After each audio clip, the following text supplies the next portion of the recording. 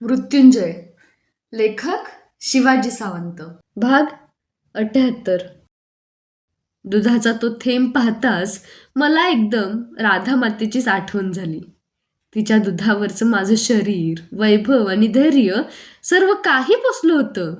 मी मात्र काल रात्री विचित्र मनस्थितीत गंगा किनारी जाण्यात तिच्या तळपायांना चंदन मिश्रित तेल चोळायचं विसरूनच गेलो होतो. सर्वात प्रथम तिचं दर्शन घेणं आवश्यक होतं. माता म्हणजे ममतेच्या महनमंगल मंदिरांनी गजबजलेलं तीर्थस्थान. मी येतो अश्वत्थामन, तू बैस, मी द्वाराकडे वळत म्हणालो. मलाही गेलंच पाहिजे. आज अमावास्या आहे. महामृत्युंजय मंत्राचं पुरच्चरण मला यज्ञकुंडाजवळ बसून दिवसभर करायचं आहे आज. तोही उठला. आम्ही दोघंही एकदमच बाहेर पडलो. पांडव वनवासासाठी निघून गेले ही घटनाच मला सत्य वाटत नव्हती. पण सत्य हे नेहमीच वाटतं तसं नसतं. ते गेले होते.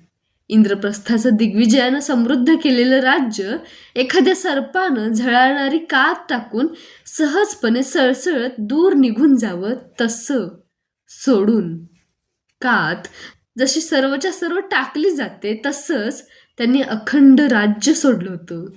रत्न, माणक, मोती, प्रवाल, पाचू, पुष्कराज, हिरे, नीलमणी, गोमेद, लसण्या, वैदुर्य, सुवर्ण, गायी वा सेवक सेविका यांपैकी त्यांनी काहीच समवेत घेतलं नाही. इतकंच काय, पण अंगावरची राजवस्त्रही उतरवून ते निघून गेले. अश्वत्थामा म्हणाला, त्यावरून तर ते अनवाणी निघून गेले होते. मला जीवनभराच्या अनुभवानं माहीत झालं होतं की काही काही घटना अटळ असतात. पण हेही खरंच होतं की काही घटनांचे परिणाम टाळता येणं हे शक्य असतं. मात्र त्यासाठी कुणीतरी तळमळीनं यत्न करावे लागतात. आखाड्यात अर्जुनाच्या कंठात पडणारी माला कुणाला तरी पुढाकार घेऊन थोपविता आली असती. स्वयंवरातील माझी अवहेलना धैर्यानं पुढं होऊन कुणाला तरी रोधता आली असती. पांचालीची सभेत अकारण झालेली सर्वांची निद्रा नष्ट करणारी घोर विटंबना कुणाला तरी टाळता आली असती आणि पांडवांचा वनवास हाही निर्धारानं कुणाला तरी थांबविता आला असता. पण त्यासाठी कुणीही पुढाकार घेतला नव्हता.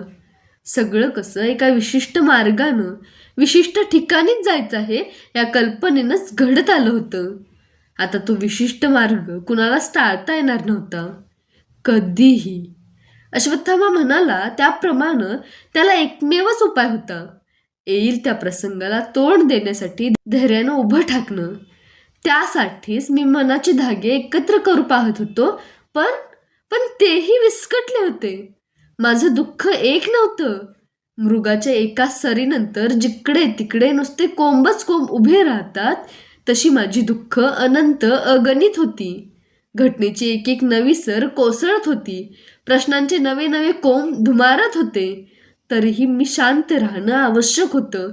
अचूक निर्णयाला पुरेसा अवसरही नाही अशी माझ्या भोवतीची परिस्थिती आणीबाणीची होती. दुर्योधनाच्या मजवरच्या स्नेहाचं गोड विश्वासात रूपांतर झालं होतं. मला पूर्ण माहीत होतं की विश्वाच्या प्रलयात तो एकटाच मला सोबत करणार आहे आणि मीही त्याला. अन्य कुणालाही मी सोडू शकत होतो, पण त्याला सोडण्याची कल्पनाही मला सहन करवत नव्हती. मात्र मला वारंवार वाटत होतं की दुर्योधनानं आपल्या विचारात, स्वभावात, हालचालीत वेळीच बदल करावा. नाहीतर. पण स्वभाव म्हणजे काही कुणालाही आणि केव्हाही बदलता येईल असा रथाचा घोडा थोडाच आहे.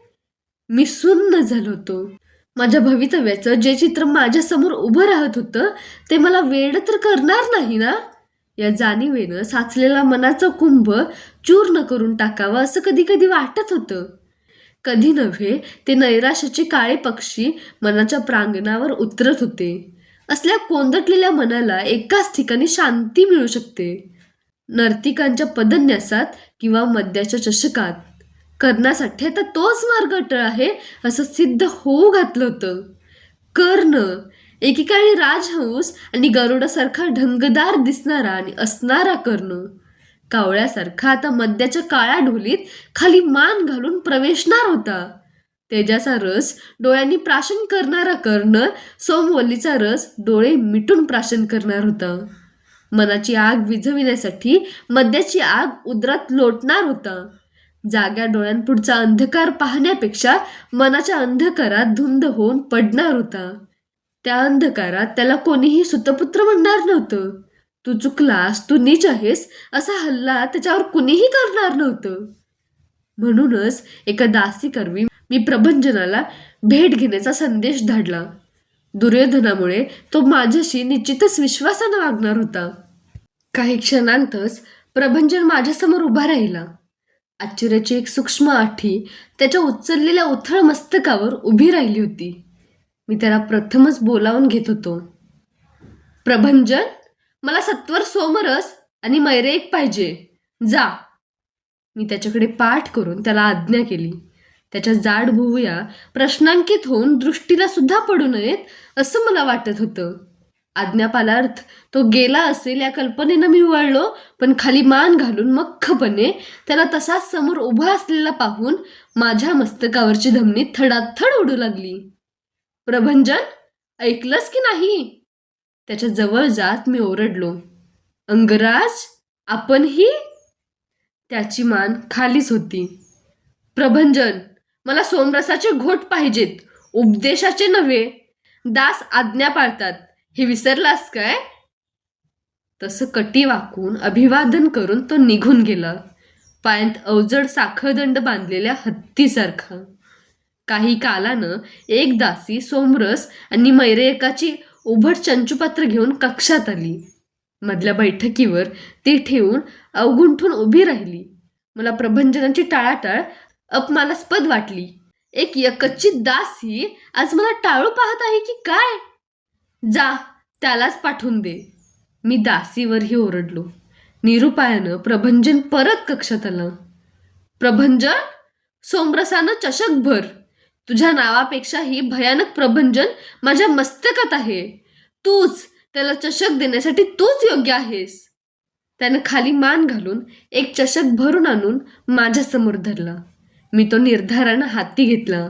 त्या रापट रसात डोकावून पाहताना मात्र राधामाता, वृषाली, शोण, सुप्रिया, सत्यसेन, मेघमाला, पुष्पावती, अश्वत्थामा आणि पांचाली यांच्या मुद्रास मुद्रा मला दिसू लागल्या. ती क्षणचित्र पाहतानाही माझं मन विचलित झालं नाही. विचलित होण्यासाठी सुद्धा मन थोडंसं शुद्धीत असावं लागतं. चषक ओठाजवळ घेताच त्यातील रसाच्या उग्र दर्पानं नाकाची रंध्र बधीर झाली. क्षण मात्रच त्या रसात सूर्यबिंबाची प्रतिमा असल्याचा भास मला झाला. तरीही तो चषक ओठांजवळ नेऊन मी डोळे मिटले. अंगराज, कुणीतरी द्वारातून प्रवेशताना हाक घातली. त्या आवाजातील जवळीकीनं दचकताना माझ्या हातातील चषक सुटून खाली आदळला. आतील द्रव इतस्तता विखुरलं. कोण ते? मी एकदम झरकन वळलो.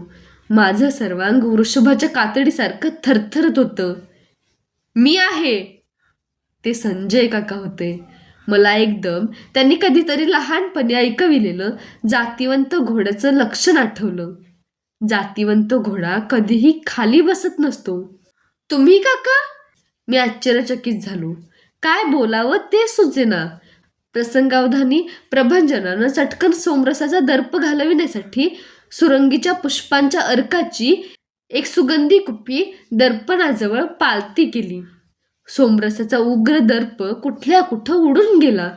सुरंगीचा सोमहर्षक सुगंध मात्र कक्षभर दरवळू लागला. माझ्या कानांच्या गुहेत तो एकच एक शब्द पुन्हा पुन्हा निनादू लागला.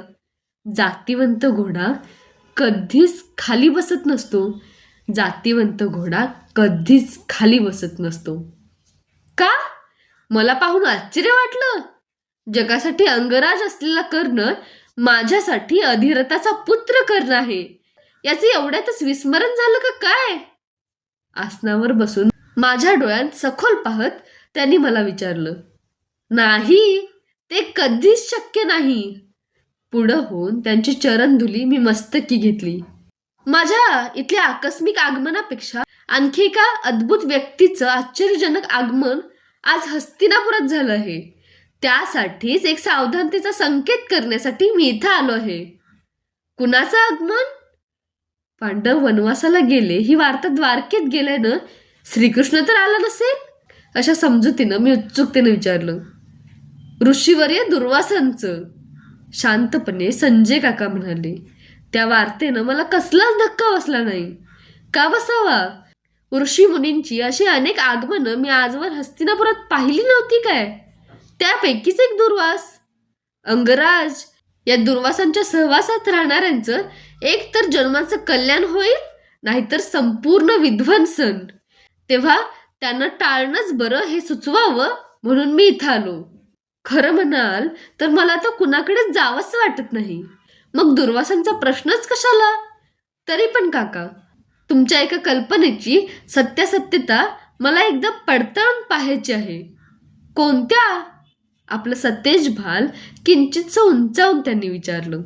एक पाय मुडपून निद्रा घेणारा घोडा दीर्घकालाच्या प्रवासाला खरोखरच निकामी झालेला असतो काय? होय, पण आपल्या हस्तिनापुरातल्या अश्वशालेत आज असा एकही घोडा नाही. असल्यास मला तरी तो माहीत नाही. मी उगाच माझ्या पायांकडे पाहिलं. ते अग्राकडे निमुळते का होत गेले असावेत याचं उत्तर काही मला कधीच मिळालेलं नव्हतं.